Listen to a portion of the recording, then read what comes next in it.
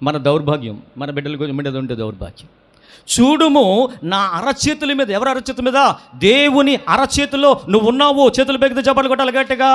దేవుని అరచేతిలో ఉన్నావు. అయితే నేను ఎలా ప్రేమిస్తున్నాడు?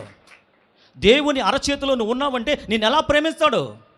ఎలా ప్రేమించగలుగుతున్నాడు దేవుడు? ఎప్పుడైనా ఆ ప్రేమను కొనియాడావా? ఆ ప్రేమను గ్రహించేవా? ఆ ప్రేమను వెలకెట్టేవా? ఆ ప్రేమకు ఏవో ప్రేమ, యేసు ప్రభు అంటే ప్రేమించడం, ఏదో ప్రేమ అంటే ప్రార్థన అంటే ఏదో అంట. కాదు కాదు కాదు. ఆ ప్రేమకు నువ్వు బద్ధుడే ఉంటే కుప్పకూలిపోతావు అంతే. ప్రభా నా సర్వస్వము నీవే అంటావు. ఇంకా నాకేమీ లేదు ప్రభా, నా సర్వస్వము నీవే అంటాం. ప్రభు నందు ప్రియమైన వల్లరా, అర్థమవుతుందా? అర్థమవుతుందా? అర్థమవుతుందా? కాబట్టి ఇక్కడ అంటున్నాడు, చదవండి. చూడుము నా అరచేతుల మీద నిన్ను చెక్కి ఉన్నాను, నీ ప్రాకారములు నిత్యము నా ఎదుట ఉన్నవి. హల్లెలూయా. ఏమంటే కుమారుల్ని బయటికి పంపించడానికి చదువుకి ఇష్టపడతారా? మనం ఇష్టపడతామా? మ్యాక్సిమం ఇష్టపడ్డాం. తప్పని పరిస్థితుల్లో తీసుకెళ్తే గంటకు ఒక ఫోను. ఎలాగున్నావు? కూర్చున్నావా? భోజనం చేసావా? కాలేజీకి వెళ్తున్నావా? తిరిగి వచ్చావా? మళ్ళీ అన్నం వండుకున్నావా? మెస్కి వెళ్ళావా? అర్థమైందా? ఫ్రెండ్స్ మంచోళ్ళు దొరికారా? ప్రార్థన చేసుకుంటున్నావా? ఏవేవో వాళ్ళు ఇసిపిస్తాం. ఎందుకంటే అలా చేయకుండా ఉండలేవు. అయ్యో నా కొడుకు ఏం చేస్తాడు? భోజనం చేస్తా, మంచి భోజనం చేస్తుంటే ఎవరు గుర్తొస్తారు? అక్కడ ఉందో లేదో భోజనం, ఆ పిల్లలకు ఉందో లేదో భోజనం. ఎందుకంటే తల్లిదండ్రుల మీద బిడ్డలకు ఉండే ప్రేమ అచంచలమైనదండి.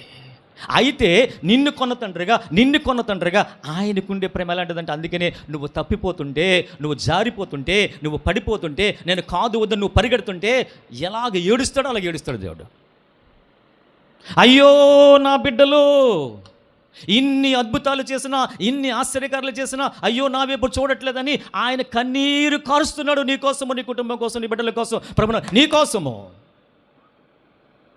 నేనేమి చేయగలను? ఇంకా చేయగలిగింది అంతా నా ప్రాణాన్నే పెట్టేసాను వారి కోసం. అది గ్రహించట్లేదు వాళ్ళు గ్రహించట్లేదు. ఆ కుటుంబం అది గ్రహించట్లేదు. ఆ సంఘము అంటున్నారు.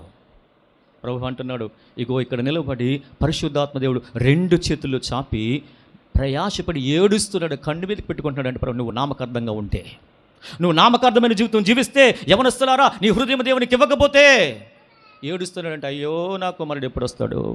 నా కుమార్తె ఎప్పుడు వస్తుంది నన్ను వెంబడించడానికి, నాతో సహవాసం చేయడానికి? ప్రభు నందు ప్రియమైన వల్లరా, నువ్వు ఆ ప్రేమను గుర్తిరిగితే, ఆ ప్రేమలో ఉన్న మాధుర్యాన్ని గుర్తిరిగితే ఇంక లోకంలోని ప్రేమల కోసం వెంపర్లాడవండి. ఆ ప్రేమకు బొద్దుడైపోతావు అంతే. చెప్పలు కొట్టాలి గట్టిగా.